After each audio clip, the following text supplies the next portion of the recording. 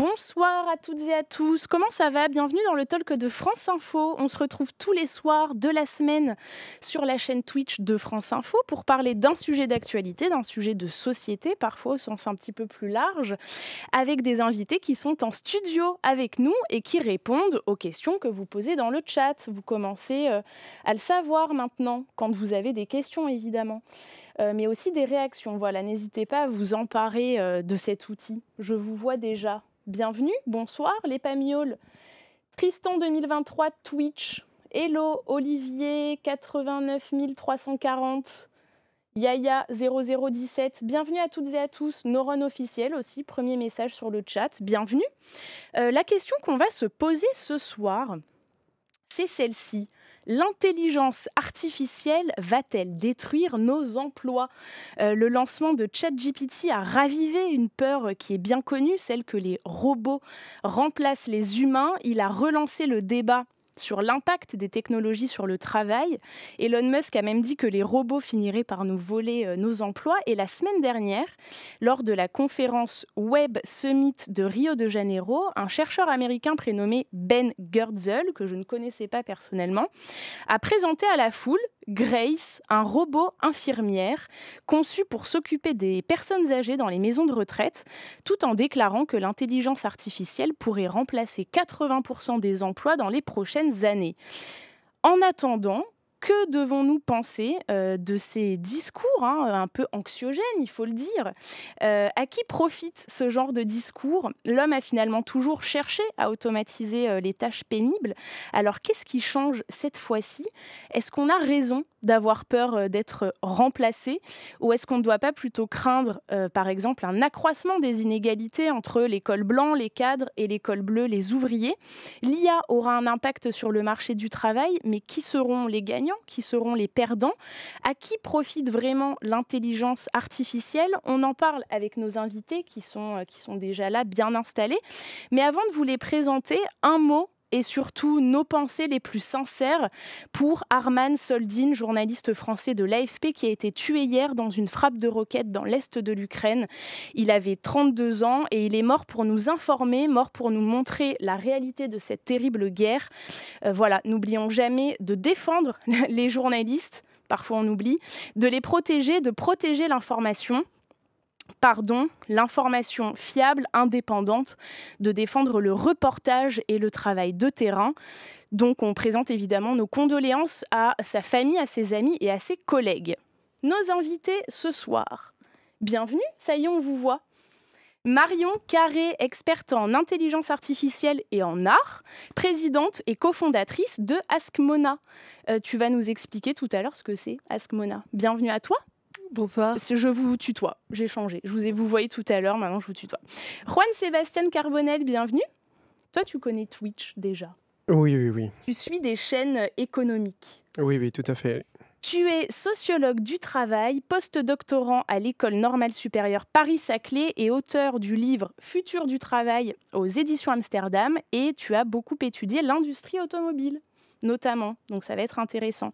Et avant qu'on attaque, je vais vous montrer le dessin de Jugraph, qui est un membre de la communauté du Talk et qui est un dessinateur de BD, de presse aussi, et qui illustre tous les soirs l'émission en fonction du thème. Et donc, hop, ce soir, oui, je l'ai bien chargé, j'ai eu un micro-doute. Un travailleur, donc, les yeux bandés, qui dit « Je n'ai plus besoin de savoir lire et compter ». On peut peut-être déjà lancer un sondage, nos amis les modos. Bienvenue, bonsoir les modos, merci de modérer le chat. On peut peut-être lancer un sondage à notre ami le chat. Craignez-vous que l'IA vous fasse perdre votre emploi? Voilà, si on peut lancer ça, ça me paraît pas mal. Racontez-nous un petit peu. On peut peut-être déjà commencer par une définition. Que désigne l'intelligence artificielle? On emploie souvent cette expression, mais il y a quoi derrière en fait? Est-ce que tu veux commencer ou... Qui s'attaque à C'est ce un vaste sujet, exactement. C'est ça. Je savais qu'il allait y avoir cette question, mais... Qui pose les bases?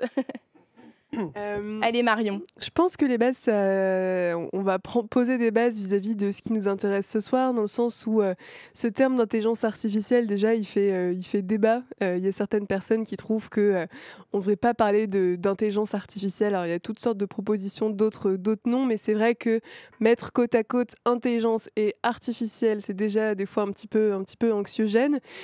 Si maintenant on se dit, pour essayer de retenir une définition assez simple de ce que c'est que l'intelligence artificielle, c'est je prends la définition très large et je te laisserai sûrement resserrer derrière. C'est tout un environnement de sciences et une discipline qui cherche à modéliser d'une certaine façon le fonctionnement du cerveau humain ou en tout cas certaines facultés du cerveau humain dès le début, au tout début de l'intelligence artificielle, qui n'est pas quelque chose de nouveau, hein, ça existe depuis les années 60. Il y a eu plusieurs vagues avec des moments où c'était vraiment une grande tendance et ensuite, paf, tout le monde a oublié et là, ça réapparaît parce qu'il y a eu des évolutions technologiques assez importantes. Mais effectivement, ce sujet, initialement, c'était de mieux comprendre comment fonctionne le cerveau humain en le modélisant. Et aujourd'hui, il y a certains aspects qui cherchent à être modélisés, mais on n'a pas du tout modélisé l'intégralité du cerveau humain et reproduit l'intégralité de son fonctionnement avec l'intelligence artificielle. Juan Sébastien, Oui, intelligence artificielle, est-ce qu'une machine qui reproduit des travaux manuels, c'est une intelligence artificielle, ou est-ce que Google est une intelligence artificielle, le moteur de recherche? Là encore, Ouais. je suis d'accord que c'est très difficile de définir, qu'il y a beaucoup de débats sur les termes, l'approche. Est-ce que c'est d'abord une discipline? Est-ce que c'est principalement ses applications? Quelles sont les différentes composantes d'une intelligence artificielle? En tout cas, par exemple, si on prend la définition de la Commission européenne, qui en a donné, et à mon avis, c'est une définition pragmatique, faute de mieux, dit que c'est à la fois l'utilisation de données massives, donc il y a le fait qu'il y a besoin de données massives à l'origine pour pouvoir faire fonctionner l'intelligence artificielle, qu'il y a une puissance de calcul importante nécessaire pour traiter ces données massives, et ensuite l'outil, en quelque sorte le moteur de l'intelligence artificielle, qui sont les algorithmes. Et c'est ces trois éléments qui sont censés composer, etc. Après, il y a des gens qui disent que ça n'a pas de sens de parler d'intelligence artificielle au singulier, mais que c'est un ensemble de différentes technologies, machine learning, etc., qui se font concurrence, pas forcément, mais qui sont différentes, en quelque sorte. Et peut-être pour rebondir sur ce que tu disais, effectivement, tu as parlé de machine learning, des fois on entend parler de deep learning, d'intelligence artificielle. On ne sait pas trop quel est le rapport de tous ces mots ensemble et s'ils désignent la même chose. Et moi, j'aime bien cette image des poupées russes. Pour simplifier, en se disant que la grande poupée russe, ça va être l'intelligence artificielle. Ensuite, on en a une au milieu qui est le machine learning. Et après, on a le deep learning, qui sont effectivement des appellations dès lors qu'on a un enjeu d'apprentissage machine qui vient en compte. Mais comme tu le dis, je pense que c'est vraiment les intelligences artificielles, dans le sens où il y a plein de mécanismes différents et il faut plutôt le voir comme une grande boîte à outils qu'on peut venir modéliser et mobiliser. Ce qui change peut-être aujourd'hui, c'est que l'IA peut maintenant structurer le langage et la pensée avec ChatGPT. Ça, c'est les IA génératives, c'est comme ça qu'on les appelle. C'est surtout elles qui font peur, entre guillemets, en fait. Allez. Vas-y. Merci. Je pense que l'enjeu, effectivement, avec les intelligences artificielles génératives, et pourquoi est-ce que ça inquiète beaucoup, c'est que on tombe dans une forme de piège du langage, dans le sens où, cette fois-ci, la machine est capable de nous parler et on peut échanger avec elle, comme on peut dialoguer, par exemple, tous les deux ou tous les trois. Et je pense que c'est ça qui perturbe pas mal de personnes. Après, le fait de travailler autour du langage en termes d'intelligence artificielle, c'est pas neuf. Il y avait d'autres générations d'algorithmes avant les algorithmes qui sont derrière ChatGPT, mais c'est vrai que le niveau de perfectionnement qu'on a aujourd'hui avec le langage, donc le texte, mais aussi les images, est assez perturbant quand on découvre, et surtout que c'est entre les mains de tout le monde. Avant, il fallait avoir quelques quand même connaissances en termes de code pour le manipuler, et aujourd'hui, on peut tous générer du texte et de l'image. Juan Sébastien, ChatGPT, c'est une frontière en quelque sorte qui est franchie. Oui et non. Moi j'insisterai beaucoup aussi sur la question de la continuité, parce qu'on présente ça comme des révolutions technologiques, et dans révolution, il y a un peu l'idée de rupture, donc quelque chose de radicalement nouveau. Mais par exemple, dans tout un tas d'instruments, tout un tas de nouvelles technologies, on voit déjà des applications un peu semblables il y a voire même quelques décennies. Bon, l'intelligence artificielle, c'est pas quelque chose de nouveau, comme tu l'as dit, ça existe depuis les années 60, on en parle, etc. Et plus récemment, dans tout ce qui est, par exemple, algorithmes utilisés dans les milieux de travail pour la gestion de la main-d'œuvre, etc., c'est des choses qu'on connaissait déjà un peu avant dans les systèmes progiciels, etc., pour gérer la main-d'œuvre, gérer la production, etc., etc. En tout cas, moi, j'insisterai pas tant dans la rupture, mais plutôt dans la continuité, justement pour aller un peu à l'encontre de ces idées de peur, crainte, un peu désespoir face à ces technologies qui apparaissent comme des forces un peu extérieures, alors qu'en réalité, ce sont juste des produits humains. Comme une menace. Il y a Caradoc dans le chat qui dit « L'IA a passé une étape importante. Elle n'est plus seulement dans le deep learning, mais aussi dans le social learning. Elle apprend en discutant avec nous. » C'est vrai ça? L'IA apprend en discutant avec nous? Alors, Oui, mais vas-y. en fait, c'est comme tu le disais tout à l'heure, l'IA, c'est très, très, très large et en fait, c'est quel type d'application on met en œuvre et effectivement, je peux tout à fait mais d'ailleurs, c'est déjà ce qui était passé avec, l'intelligence artificielle de Microsoft qui avait vrillé, il y a quelques années, qui elle, apprenait des interactions pour ensuite modifier la façon dont elle répondait à ses utilisateurs. Donc on peut tout à fait modéliser une intelligence artificielle qui, en fonction des interactions qu'on a avec elle, peut évoluer. Tout comme on peut faire aussi beaucoup d'autres choses qui n'ont rien à voir avec ça, mais c'est effectivement une possibilité. Oui. Tu peux y aller si Non, tu veux. non, mais c'est sinon juste pour répondre toujours à cette question de est-ce qu'elles apprennent de nous? Bah oui, précisément parce que ce sont des technologies qui ne fonctionnent que parce que il y a une grande quantité d'utilisateurs qui les alimentent en données et en justement nouvelles data, etc. Et c'est qui est une problématique, bon, on en a un peu parlé ailleurs, sur tout le travail gratuit des utilisatrices, utilisateurs, voire même le travail aussi rémunéré, mais souvent précaire, externalisé dans des pays du tiers-monde, etc., qui rendent possible ces technologies-là. Et après, sur l'aspect, par exemple, des artistes et des créateurs, il y a aussi pas mal de personnes dont les travaux se retrouvent dans ces grandes bases de données qui sont nécessaires aux entraînements des intelligences artificielles et qui n'ont pas forcément donné leur accord non plus. Donc c'est vrai que ça pose ces questions-là. Exactement. Tout à l'heure, on a lancé un sondage dans le chat. Donc, avez-vous peur, enfin, sentez-vous que l'IA menace votre emploi? Donc, 69%, je crois, du chat a répondu non. Vous, qu'est-ce que vous répondez à cette question qu'on voit un peu partout et qu'on se pose ce soir? L'IA est-elle une menace pour le monde du travail?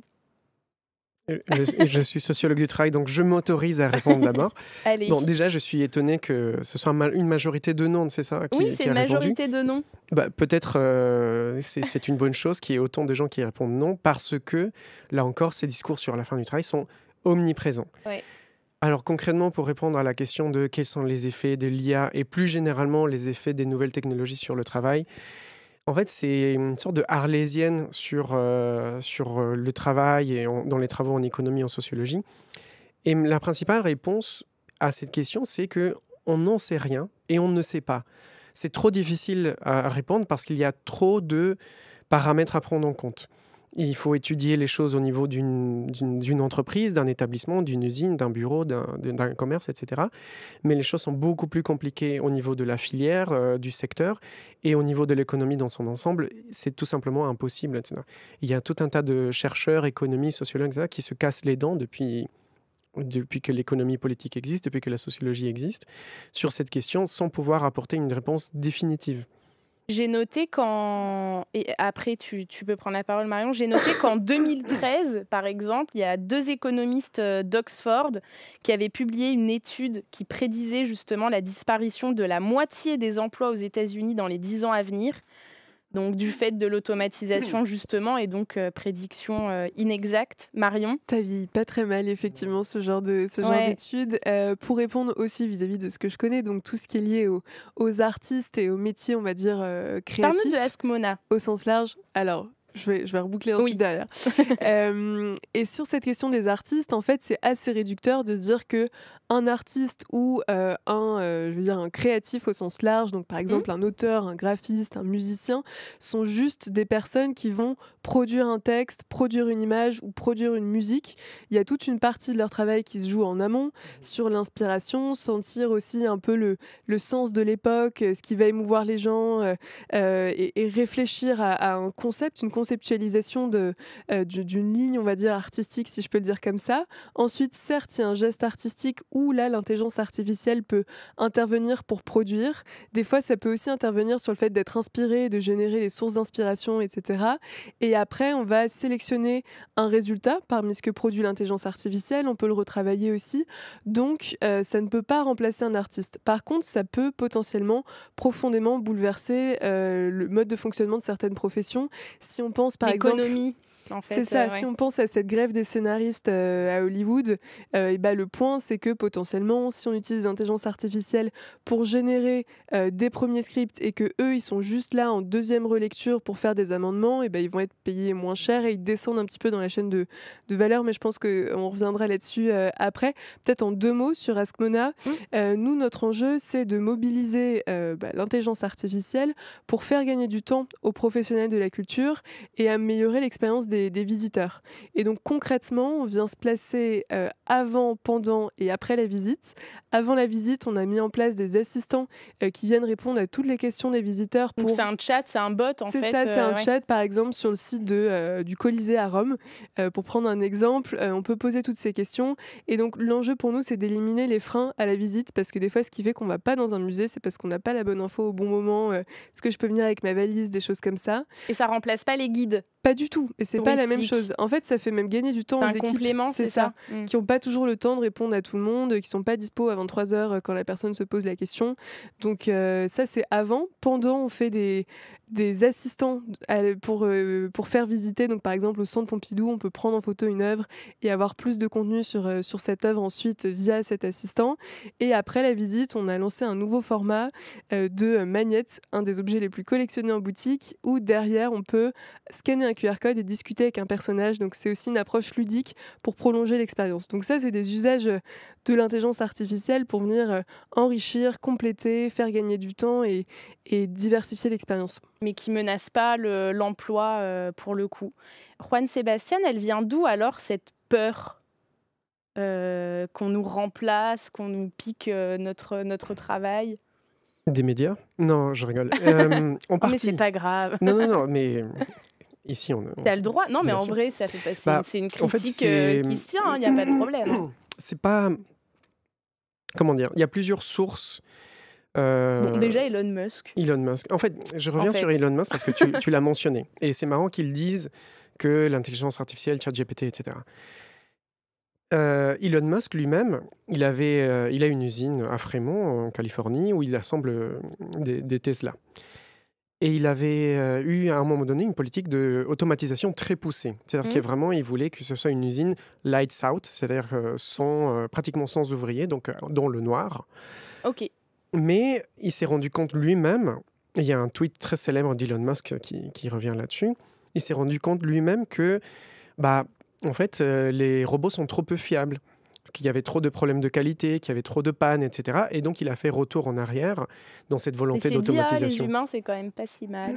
Exactement, il a dit, finalement, on peut faire aux humains ce qu'on ne peut pas faire encore aujourd'hui aux robots. Et que je pense qu'on ne pourra pas faire, mais ça, c'est une autre histoire. Et donc, c'est un des grands défenseurs des nouvelles technologies, etc. Mais c'est parce que lui-même, c'est un entrepreneur du numérique, etc. Donc, il est à l'origine, en partie, de ces discours sur l'avenir du travail, l'intelligence artificielle qui va faire disparaître, etc. Donc, il y a ces entrepreneurs. Il y a un peu les médias qui, bien sûr, c'est un peu le rôle de, provoquer, mais plutôt contribuer à ces débats-là.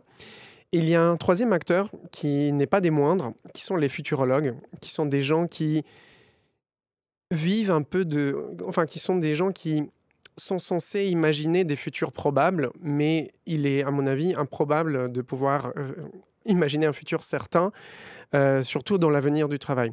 Par exemple, qui pourrait dire que le monde d'aujourd'hui et ce qu'il est en se plaçant, par exemple, en 2017. Personne ne pourrait dire qu'aujourd'hui, autant de gens télétravailleraient.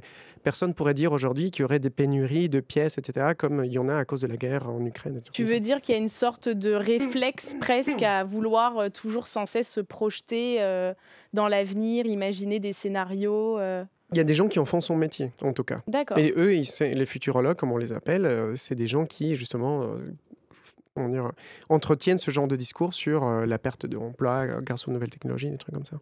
Corsica65 dans le chat qui dit « L'IA n'arrêtera pas le travail va changer, certains vont disparaître quand d'autres vont utiliser l'IA comme un outil ».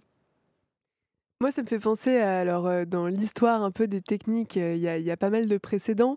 Et par exemple, cette peur, panique qu'ont eu pas mal de personnes au moment de l'apparition de la photographie, en disant que du coup, la peinture allait disparaître, il y aurait plus de peintres, c'était terrible, etc. Là, on a plus d'un bon siècle de recul, on voit qu'il y a encore des peintres, mais que effectivement, ça a provoqué à ce moment-là des réactions aussi dans l'histoire de l'art en se disant si on peut photographier, comment est-ce qu'on peut représenter les choses différemment. Donc ça a quand même eu un impact et je pense qu'il faut pas dire que ça n'a aucun impact, mais on a des peurs qui, effectivement, avec le recul du temps, sont pas tout à fait formalisées, même si ça vient déplacer un certain nombre de choses. On n'a pas de statu quo, ça entraîne quand même des bouleversements, mais pas de disparition proprement parlée. Alors, il y a Volka Schulz dans le chat qui dit « Les caisses automatiques dans les magasins. Est-ce que les caisses automatiques ont remplacé les caissières ? Non, Est-ce que c'est une intelligence artificielle, la caisse non, automatique ? déjà non, mais il suffit d'aller dans n'importe quel magasin pour voir qu'il y a encore des caissières. Mais je me surprends pas de cette question, dans le sens où c'est une question, là encore, qui revient sans cesse. C'est l'exemple. C'est un des exemples, mais le problème, c'est qu'on parle des caisses automatiques depuis 20 ans. Et depuis 20 ans, on voit que les caissières sont toujours là, les caissières sont toujours là. Et qu'est-ce qui se passe quand on introduit des caisses automatiques ? C'est pas forcément efficace, les caisses automatiques, parce que les gens sont lents. Non, mais absolument. Et c'est ça, et c'est une des principales raisons pour laquelle les caisses automatiques n'ont pas remplacé l'entièreté des caissières et des caissiers. Parce que les entreprises ne peuvent pas soumettre à la discipline salariale, au chronométrage, au taylorisme, etc., les clients. Et les clients sont des très mauvais travailleurs. Quand je vais dans une caisse automatique, je travaille à mon rythme, etc. Après, ça modifie le travail des caissières, des caissiers, dans le sens où, par exemple, ils se consacrent davantage à des tâches de surveillance des clients. Ce qui, pour beaucoup d'entre eux, n'est pas une tâche très valorisante, parce qu'ils font un peu le flic, ils font un peu l'agent de surveillance, surveillent, etc. puis elles nous aident à débugger la machine. Où les clients sont parfois un peu désagréables, etc. Donc, ça modifie le métier des caissières, bien sûr, mais ça ne fait pas disparaître. Et j'ajouterai juste une donnée, pour que les gens aient plus aussi ça à l'esprit. On ne remplace pas les postes de caissière par des caisses automatiques, mais souvent, les caisses automatiques viennent s'ajouter aux postes de caissière. Et seulement à partir d'une certaine taille de magasin, etc. Donc, ce n'est pas un truc où une caissière disparaît parce qu'il y a une caisse automatique, mais c'est des caisses automatiques qui s'ajoutent. Marion, c'est ça aussi l'enjeu. Il ne faut pas que la machine, l'intelligence artificielle déqualifie l'employé, c'est-à-dire lui fasse perdre en compétences. En gros, là, la caissière se retrouve à faire le flic et à juste passer son badge pour débugger. Et finalement, elle perd aussi une forme d'épanouissement dans son travail. Effectivement, je pense qu'il y a toute une question autour des potentielles externalités négatives et donc impact négatif sur certains métiers. Moi, j'aime beaucoup prendre à chaque fois du recul, c'est assez intéressant. C'est sûr qu'à l'échelle de l'histoire, il y a des métiers qui disparaissent. Aujourd'hui, on n'a plus d'allumeur de lampadaire parce que les choses se font de façon centralisée, automatique, donc c'est différent, mais il y a quand même des gens pour... J'avais pas pensé à ça, l'allumeur de lampadaire. Oui, il y a plein de métiers comme ça, de vieux métiers qui ont complètement disparu. Ou les carrossiers, enfin, les gens qui conduisaient des carrosses à chevaux, etc., sont disparus, remplacés par l'automobile, mais ça a produit tout un tas d'autres métiers liés à l'automobile. Donc effectivement, il y a les métiers qui disparaissent, mais il y a ceux qui apparaissent en face, et il y a tous ces bouleversements, et la question c'est, et je reprends aussi ce point de vue des métiers créatifs, c'est que là on entre dans une potentielle ère de frénésie de la production du contenu, dans le sens où il y avait déjà un enjeu de produire beaucoup parce que quand on est une plateforme, par exemple, de streaming, on veut capter le maximum d'attention, donc on cherche à produire énormément. Et c'est vrai que là, ce type d'outil, ça permet de produire de plus en plus. Donc il peut y avoir un fossé qui va se créer entre ceux qui utilisent ces outils, qui produisent du coup plus, et ceux qui ne les utilisent pas et qui ne sont pas formés avec un potentiel décrochage, et des attentes aussi des commanditaires qui peuvent s'attendre à ce que, du coup, je sais pas, un graphiste, ça ne me produit pas une illustration en 2 jours, mais ça en produit 3. Donc c'est sûr que ça va déplacer les attentes, ça va changer aussi des modes de fonctionnement, et ça peut potentiellement venir dévaloriser certains métiers si on les utilise juste comme des sortes de contrôleurs d'intelligence artificielle. Jen Bla dans le chat qui dit: je suis juriste et je pense que mon emploi va disparaître. Il en restera toujours, mais beaucoup moins. Toute la partie recherche et analyse des lois et jurisprudence se fera par l'IA. Qu'est-ce qu'on peut Euh, répondre à Jen Bla, pardon. Et d'ailleurs, j'avais noté qu'à Londres, il y a un grand cabinet qui s'appelle Allen Overy qui a déployé l'outil Harvey. Alors, je ne connais pas, hein. Mais en gros, ça permet d'automatiser certaines activités juridiques comme l'analyse de contrats, justement, donc pour décharger les avocats des activités un peu plus laborieuses dans leur travail, quoi. Juan Sébastien. Moi, je pense que ça rejoint ce que tu as dit. C'est-à-dire que, bon, déjà, il faut toujours prendre beaucoup de recul par rapport à ces annonces, ces nouvelles, comme quoi telle entreprise a remplacé tous ses salariés par de l'IA, etc. Parce que, déjà, l'IA ne prend pas en charge l'ensemble des activités, comme tu l'as dit, par exemple, dans la création de contenu, dans le cadre des artistes, C'est etc. une partie des C'est tâches. une partie, mais aussi dans le sens où les salariés ou les artistes indépendants, etc., peuvent se consacrer davantage à plus de tâches en moins de temps. Je prends un exemple de l'industrie, parce qu'on parle beaucoup aussi des artistes, etc., mais les intelligences artificielles existent aussi dans l'industrie. Par exemple, il y a maintenant ce qu'on appelle la maintenance prédictive. C'est-à-dire que maintenant, avec des capteurs, on peut savoir plus ou moins quelles machines vont tomber en panne. Et le but des entreprises, c'est de savoir, plutôt de réduire le nombre de pannes et la durée de ces pannes-là. Et ceci ne fait pas que le métier de maintenancier de conducteur, ou de conducteur d'installation automatique disparaît, mais plutôt qu'ils peuvent réparer davantage de machines en moins de temps. Parce que les machines pourront il y aura plus de données pour permettre aussi de savoir quand est-ce que vont tomber en panne les machines, etc. Donc je ne pense pas que le métier je ne sais plus comment il s'appelait, de juriste, Jen Bla, va disparaître, mais que potentiellement il se verra dégradé ou déqualifié, qui est quand même une tendance lourde en fait en ce qui concerne les nouvelles technologies. Et tout ce que tu as décrit, par exemple, c'est de la déqualification, de la dégradation du travail, et avec derrière un peu de intensification, c'est-à-dire que produire plus avec moins de moyens et en moins de temps, à qualification moindre. Après, il y a Marion. toujours un peu les deux faces d'une même pièce, dans le sens où, si je rebondis sur ce que tu disais vis-à-vis de, effectivement, par exemple, un graphiste, on va s'attendre à ce qu'il produise plus, mais potentiellement, il peut venir lui-même gagner du temps en entraînant une intelligence artificielle qui va générer des visuels dans le style de ce qu'il produit et pouvoir, pourquoi pas, monétiser même le fait que son travail puisse être utilisé pour alimenter des bases de données d'intelligence artificielle. Donc, en fait, il y a un peu ce côté où je pense que effectivement, ça vient changer les modes de fonctionnement. Il faut s'assurer que les gens ne se fassent pas piller leur propriété intellectuelle, leur travail, etc. Mais ça peut aussi être une opportunité pour venir monétiser, par exemple, un certain nombre de choses et créer des nouvelles sources de revenus. Donc, il y a vraiment à chaque fois ces deux aspects avantages, inconvénients. Et je pense que c'est important d'avoir tous les paramètres pour réfléchir à qu'est-ce qui est souhaitable ou non quand on utilise l'intelligence artificielle et avec le tel développement qu'on a aujourd'hui. Et peut-être juste pour rebondir sur ce qu'on disait, ça me fait penser à quelque chose. En fait, l'intelligence artificielle, ça fait plusieurs années qu'elle est très très présente, mais jusque-là, elle était insérée dans nos vies de façon un peu imperceptible, dans notre boîte mail, sur notre application de géolocalisation, dans notre application de streaming pour nous recommander des choses à écouter, etc. Donc c'était un peu on partout. l'utilise tous les jours, en fait. C'est ça, mais on s'en rendait pas forcément compte. Et là, ce que change cette dernière évolution technologique, c'est qu'on peut nous-mêmes avoir le contrôle sur des intelligences artificielles et les utiliser sciemment. Et je pense que ça change vraiment la perception qu'on en a aussi.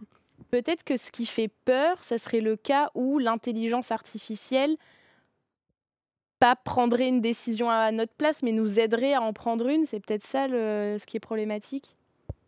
Moi, je pense qu'il y a un problème dans la prise de décision à notre place, dans le sens où, par exemple, un des enjeux sur lesquels on n'a pas encore discuté, c'est celui de contrôle sur les données qu'on produit nous-mêmes.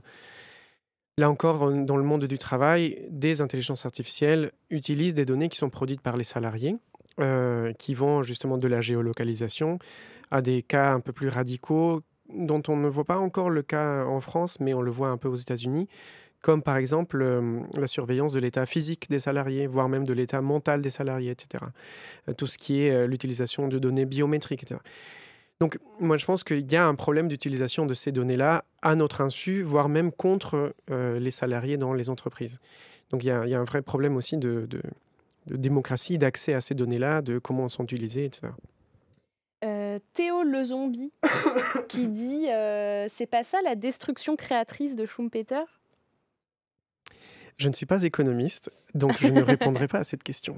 Marion, est-ce que tu veux t'aventurer Alors, je suis pas dans le plus concept de économiste, destruction créatrice? pas plus économiste que toi, mais en tout cas, de ce qu'on vis-à-vis des conversations qu'on avait précédemment, il y a des métiers qui apparaissent, d'autres qui peuvent potentiellement être profondément modifiés ou peut-être finir par disparaître. Donc c'est sûr que les choses évoluent.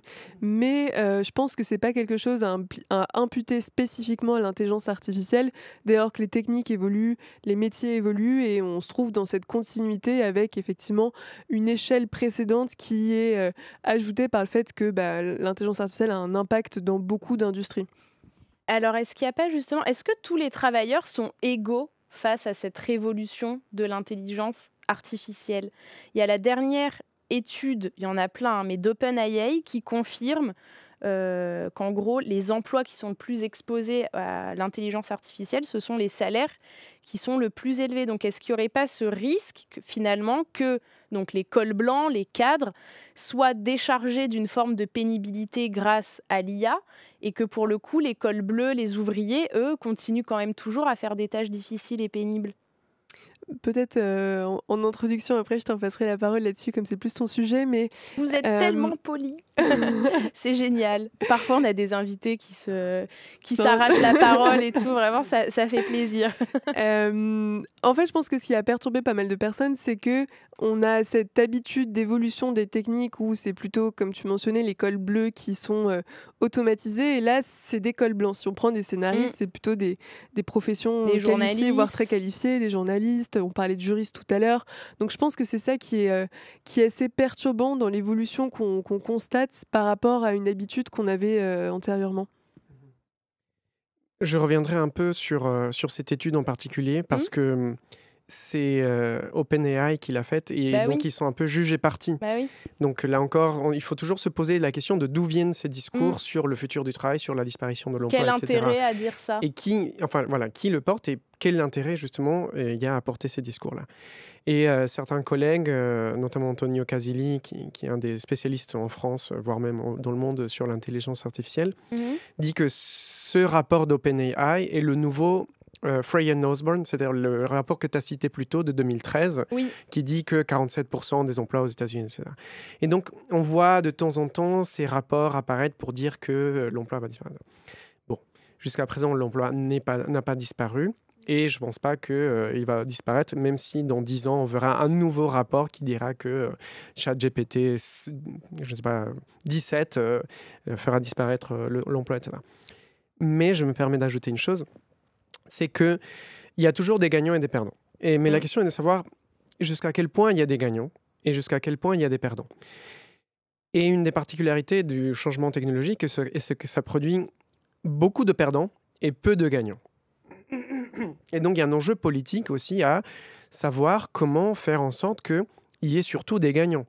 Et ça pose une fois encore la question de la démocratie, d'accès aux données, mais aussi de la décision de comment fonctionnent ces algorithmes-là. Parce qu'un salarié dans une entreprise, il n'a pas son mot à dire sur la façon dont l'algorithme décide comment il doit accomplir son travail, sur la façon dont l'algorithme l'évalue à la fin de la journée, etc. En fait, il n'y a aucune décision de la part des salariés, voire même des organisations de salariés, des syndicats. Donc, ils ne peuvent pas décider sur ce contenu-là. Et donc, ça pose vraiment un problème de démocratie salariale, démocratie dans les lieux de travail. Marion, ouais, peut-être sur la partie, l'enjeu démocratique, on va dire, vis-à-vis du Euh, fonctionnement de ces intelligences Je artificielles. pense qu'effectivement, cet enjeu démocratique, il est assez fort et on constate actuellement une forme de polarisation entre d'un côté des personnes qui se disent super, du coup, on arrête les juniors, on arrête les stagiaires, on arrête par exemple, pour ce qui est des juristes dans les cabinets d'avocats, souvent c'était des profils plutôt juniors qui faisaient toute la recherche effectivement documentaire de jurisprudence, etc. Donc il y a d'un côté des gens qui font des choix un peu extrêmes sur ok, on arrête d'avoir recours à ces profils-là, et d'un autre côté des personnes qui au contraire, voient rouge et interdisent complètement l'usage de ces outils. Mmh. Donc c'est vrai qu'on est vraiment dans une période où c'est un peu qui tout double.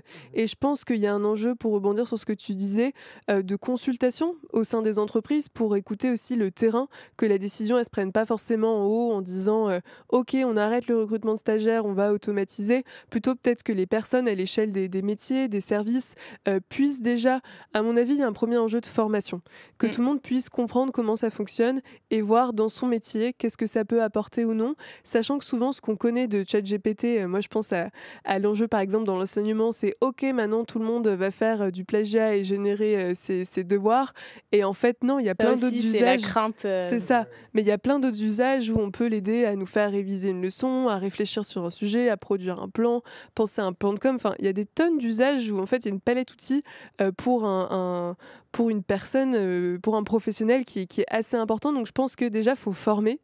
Ensuite, il faut consulter pour essayer de voir à l'échelle de chaque métier qu'est-ce que ça peut apporter.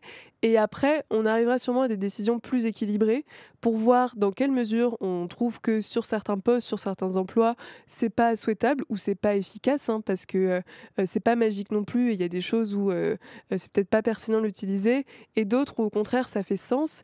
Et si on regagne ce temps-là, si par exemple on parlait de personnes qui gagnent du temps, etc. derrière, bah, où est-ce qu'on le réemploie, où est-ce qu'on le réaffecte, enfin, je pense qu'il y a vraiment une économie générale à penser vis-à-vis de l'usage de ces outils pour les mettre en balance avec le reste. ça, c'est le scénario, on va dire, le plus optimiste. Mais qu'est-ce qui peut nous garantir qu'une entreprise qui veut faire du profit, qui a pas trop de morale, ne va pas justement préférer une IA qui est peut-être moins performante, mais qui coûte moins cher, qu'un salarié, en fait? Quand on revient à la question de est-ce que les nouvelles technologies peuvent, enfin, il y a plus, comment dire, non, il y a trois choses différentes. Mmh. Il y a la question de savoir si c'est technologiquement viable. Mmh. Il y a la question de savoir si c'est économiquement profitable. Voilà, ça c'est une autre question. Moi, je pense que pour le moment, les êtres humains savent faire bien mieux ce que un certain nombre de robots ou d'intelligence artificielle savent faire, et moins cher. Et il y a une dernière question sur laquelle on est en train de discuter maintenant. Est-ce que c'est légalement permis? Mmh. Est-ce que c'est légalement permis? Est-ce que, par exemple, une entreprise peut utiliser les données de ses salariés pour ensuite les réemployer, soit dans la géolocalisation, soit dans la surveillance biométrique, etc. Et ces trois questions ne sont pas aussi faciles à résoudre aujourd'hui dans le monde du travail. Technologiquement, est-ce que c'est viable? Non, je pense pas que, par exemple, ni dans une usine automobile, des intelligences artificielles qui sont un logiciel et non pas des robots, ce qui sont deux choses différentes, Mmh. puissent assembler des véhicules. Ce ne sont pas non plus des intelligences artificielles qui pourront ensuite rédiger des textes de loi ou produire des œuvres d'art qui seront appropriées à la demande. Et ensuite, économiquement, bah, pour le moment, il est suffisamment peu cher de faire à des êtres humains ce que des robots font encore pas assez bien. Marion, toi, qu'est-ce que tu penses, je pense à Midjourney, donc vraiment pour générer des images, on en a beaucoup parlé il y a quelques semaines, et notamment ces, photojournalistes qui étaient hyper inquiets, de voir, là aussi, leur métier disparaître en disant: «Bon, ben, si maintenant on peut générer une photo, à quoi bon faire appel à un photojournaliste pour illustrer une une de journal?» Bah, je pense que Midjourney et les photojournalistes ne font pas la même chose, Mmh. parce qu'une une d'un journal sur un fait qui s'est produit, on va probablement vouloir avoir une véritable photo De la et de réalité. la réalité, et non pas quelque chose de reconstitué. Après, c'est sûr qu'il y a des enjeux sur, par exemple, les photos de stock, qui sont ces grandes bases Oui. de données d'images, un peu type que vous retrouvez sur plein de sites internet d'entreprises un peu de pages web, classiques. Bon, bah, oui, c'est sûr qu'une image de stock, là, on peut dire précisément ce qu'on veut comme image et générer quelque chose versus utiliser une de ces images. Donc, je pense qu'il y a des fonctions et des usages que effectivement ça peut reconfigurer, mais sur un photojournaliste, moi, je vois pas l'intérêt d'aller générer une image d'un fait au lieu de prendre en photo le fait en question. Kyle, CM et les Pamioles dans le chat qui sont d'accord pour dire que, en fait, ils sont inquiets de la déqualification des métiers. Juste le fait que ça déqualifie les métiers, ça me dégoûte, Kyle CM. Il a entièrement raison. Je Non, sais parce que que nous, par exemple, les journalistes, il y a évidemment 1000 tâches différentes dans ce métier-là. Il y en a qui font du reportage, il y en a qui saisissent aussi dans le back-office du site internet, par exemple, de France Info. On prend les chroniques qui sont faites pour la radio et on les réécrit pour qu'elles aient aussi une vie sur Internet. Et typiquement, on est en train de se demander si on n'aurait pas recours à ChatGPT pour faire simplement, c'est du script, hein.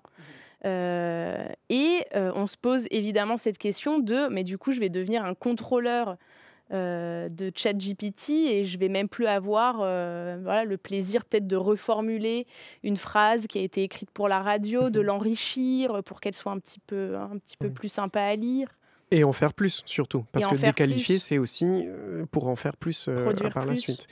Parce que, comment dire, si on se penche un peu sur l'histoire du monde du travail, de l'industrie, etc., les premières machines ont eu précisément pour effet de déqualifier les ouvriers de métier. Donc, il y avait un contrôle sur la façon de travailler et aussi sur le rythme de travail. Et par exemple, la chaîne de montage, qu'est-ce que c'est? En fait, c'est une imposition à partir d'une machine, d'un rythme de travail et d'une certaine façon de faire. Et on peut copier cette même logique de déqualification et d'imposition d'un rythme de travail au reste des autres technologies, etc. Et ça pose encore une fois la question de savoir qui décide pour nous et pourquoi les employeurs ont le droit de décider des technologies employées dans le monde du travail, pourquoi ce n'est pas aux salariés, pourquoi les organisations de salariés ne peuvent pas aussi avoir leur mot à dire, etc. Je pense qu'il y a effectivement un sujet si le cœur d'une fonction, et franchement cet exemple du scénariste il est assez puissant, si en fait moi scénariste dont la fonction est d'écrire un texte, un scénario, je suis juste là pour repasser derrière et modifier, effectivement ça vient déqualifier ces professions, mais à l'inverse je pense qu'il y a plein de trucs dont on sera très heureux de plus avoir à le faire. Je pense à des enjeux de saisie, double saisie, triple saisie dans des back-office à droite à gauche, des fois c'est des trucs qu'on peut voir et qui sont des tâches assez pénibles, chronophages et qui n'apportent rien à la personne qui l'a fait, qui sont plutôt vécues comme une contrainte, où je pense que là, au contraire, c'est plutôt plus gratifiant de plus être en charge de tâches un peu qu'en fait on peut très bien confier à une machine et ça fonctionne parfaitement, pour se concentrer sur des choses un peu plus stimulantes et à plus forte valeur ajoutée. Mais justement, le maître mot, c'est à plus forte valeur ajoutée. Parce que certes, par exemple, si on prend le cas de l'industrie, là encore, les robots déchargent un certain nombre de salariés de tâches un peu lourdes. Ils n'ont plus à porter le capot, le tableau de bord, etc., pour assembler ensuite dans le véhicule. Mais par ailleurs, cela leur permet après de se concentrer sur les gestes de montage, qui sont les gestes à valeur ajoutée, donc d'intensifier le travail. C'est-à-dire qu'ils gèrent un peu moins la façon dont ils travaillent. Certes, ils ont des tâches un peu moins lourdes, mais ils se concentrent davantage sur des gestes à valeur ajoutée, donc un travail plus répétitif, etc., avec des conséquences sur, bien sûr, la santé, tout ce que peut faire des gestes répétitifs, répétés 600 fois à la journée, des choses comme ça. Et alors l'autre débat du moment, c'est est-ce qu'il faut ralentir le développement de l'intelligence artificielle? Il y en a qui disent qu'il faut faire une pause, ça va trop vite. Là, ce que tu soulevais tout à l'heure, c'est aussi pertinent, c'est qui dit ça, d'où ça vient Bah et oui. qui a intérêt à ça. Et c'est vrai qu'on a beaucoup parlé de ce moratoire et en fait, quand on regarde le détail de la lettre, on a ce truc, on a une espèce de montée en puissance de oui, ça automatise des choses, ça c'est un fait, on est en train de le dire, mais on part de ça pour dire ça va finir par remplacer les humains. Et c'est vrai que les peurs qu'on agite pour justifier cet arrêt de l'intelligence artificielle sont un petit peu démesurées. Par contre, oui, c'est bien, on s'en parle aujourd'hui et je pense qu'il y a un enjeu de tous se dire ok, l'intelligence artificielle est là, avant on n'était pas forcément conscient, maintenant on est tous conscients, donc comment est-ce qu'on fait en sorte d'être au courant de la façon dont ça fonctionne et de tous réfléchir à ce qui est souhaitable ou non. Mais pour autant, je pense que arrêter, c'est pas jouable, quoi. c'est pas forcément intéressant non plus. Ouais. Non, je pense que la question Ralentir justement ou est pas? pas. Je pense que c'est pas la bonne question. Est-ce Mm. qu'il faut ralentir ou pas? Plutôt, il faut se poser la question de quel type de technologie avons-nous besoin aujourd'hui? Est-ce que c'est forcément celle-là? Et là encore, qui décide en fait de quel type de technologie on utilisera dans le monde du travail d'aujourd'hui, quoi. Théo le zombie qui dit Elon Musk et Google, ils ont tout intérêt à faire croire que l'IA va tout changer, ils ont leurs actionnaires derrière eux. C'est un peu vrai. Dit comme ça a l'air ridicule, mais c'est un peu vrai. Là encore, on revient à la question de quels sont les intérêts derrière tous ces discours sur le changement technologique. Par exemple, derrière la hype sur C'est un moyen d'en OpenAI. parler en fait et donc de vendre des technologies. Mais il y a un côté performatif de ces discours sur les révolutions technologiques. C'est-à-dire que ça produit de l'acceptation, ça attire des financeurs, du financement, etc. Et j'allais parler de OpenAI, justement, Mhm. qui, après toute la hype autour de ChatGPT, etc., a obtenu un financement de la part de Microsoft à la hauteur de je ne sais plus combien milliards de dollars, justement parce qu'il y avait cette hype très importante. Ça a attiré ensuite de nouveaux utilisateurs qui vont ensuite fournir des nouvelles données gratuites, faut-il le rappeler, qui vont ensuite alimenter ces intelligences artificielles, etc. Et je pense que agiter les peurs, c'est aussi un levier marketing assez puissant. Et d'ailleurs, plus on a peur, plus on en parle, et plus on en parle, et plus on fait la publicité aussi du sujet. Donc je pense que ça se joue dans les deux sens. Volker Schulz, l'IA ne me fait pas peur, mais c'est plutôt qui l'utilise qui me fait peur. Alors comment on régule et comment on encadre tout ça? Il y a l'Union européenne justement qui veut se doter d'un cadre juridique pour limiter les dérives de l'IA. Donc je crois que les eurodéputés vont voter demain le futur règlement de l'Union européenne justement sur l'intelligence artificielle. Ça, c'est une bonne chose? Créer des lois. Oui, bien sûr, absolument. Mais il y a d'autres niveaux de régulation peut-être qui sont aussi intéressants. Et j'insiste là Ouais. encore sur la négociation collective, parce que les salariés devraient aussi pouvoir avoir leur mot à dire Mmh. sur comment leur Au sein employeur, des entreprises, au ouais. sein de leurs entreprises, de leur établissement, comment leur employeur utilise ces technologies. Il y a un terme qui revient, une expression qui revient beaucoup, notamment dans les conflits, par exemple, de livreurs à vélo, qui disent qu'il faut négocier l'algorithme. Il faut pouvoir négocier la façon dont fonctionne cet algorithme-là. Sachant qu'en France, il n'y a pas une tradition de négociation collective sur le changement technologique. On Ok. négocie beaucoup les salaires, on négocie beaucoup le temps de travail, ce qui sont souvent les deux liés. Parce que, voilà. Mais on négocie peu sur les investissements, quel type d'investissement, pour faire quoi au niveau du travail, les effets sur la santé, etc. Marion, Et comment en fait, je on pense encadre? ouais, on voit cet encadrement pour se protéger et limiter, mais en fait, l'encadrement, ça peut aussi être assez sain.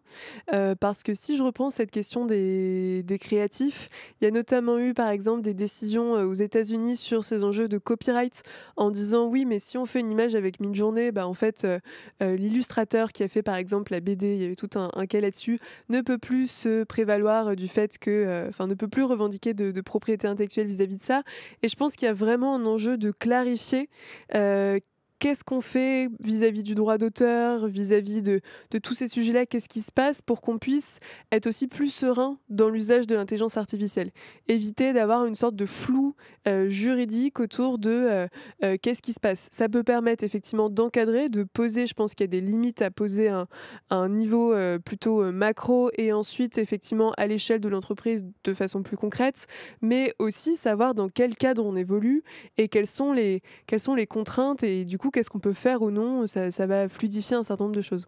Et qu'est-ce que vous pensez, par exemple, de l'Italie qui a bloqué temporairement, en tout cas, l'accès à ChatGPT?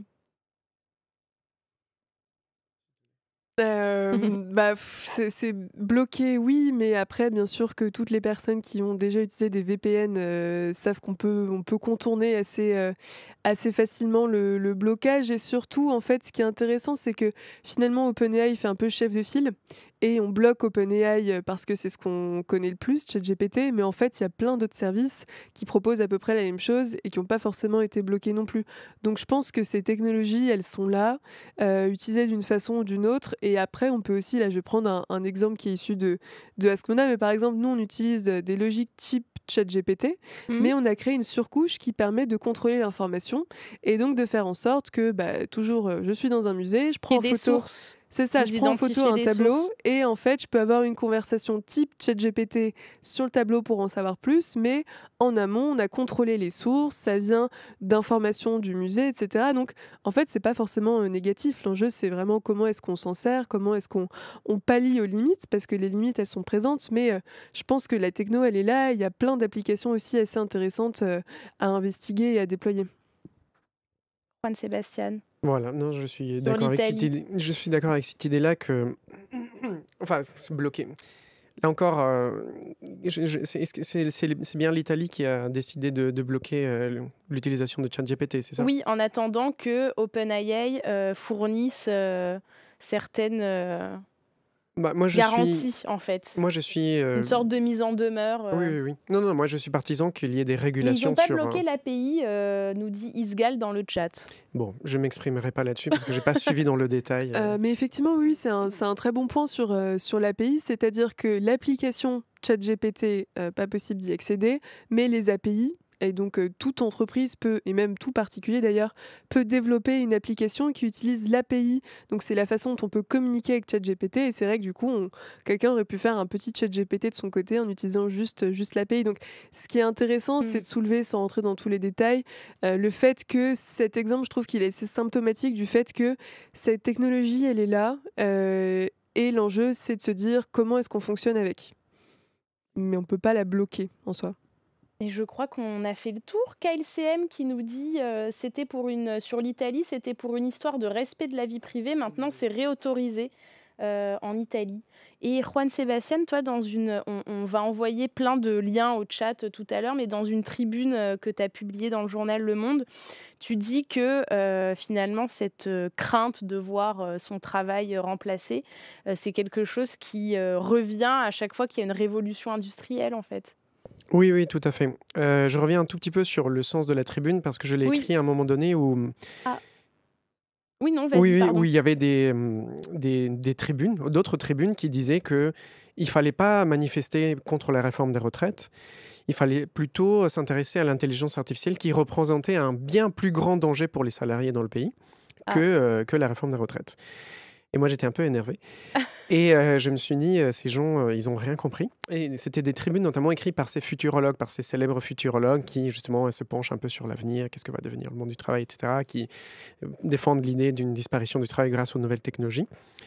Et en essayant de rappeler que, bon, d'un côté, toutes les révolutions industrielles ont été accompagnées par des discours sur la fin du travail, mais que ce qui avait vraiment changé dans le monde du travail aujourd'hui, c'était plutôt justement les bas salaires, les mauvaises conditions de travail, la flexibilité du temps de travail, l'intensification, dont toutes les enquêtes statistiques constatent le fait que les conditions de travail sont moins bonnes aujourd'hui qu'il y a 20, 30 ans, etc.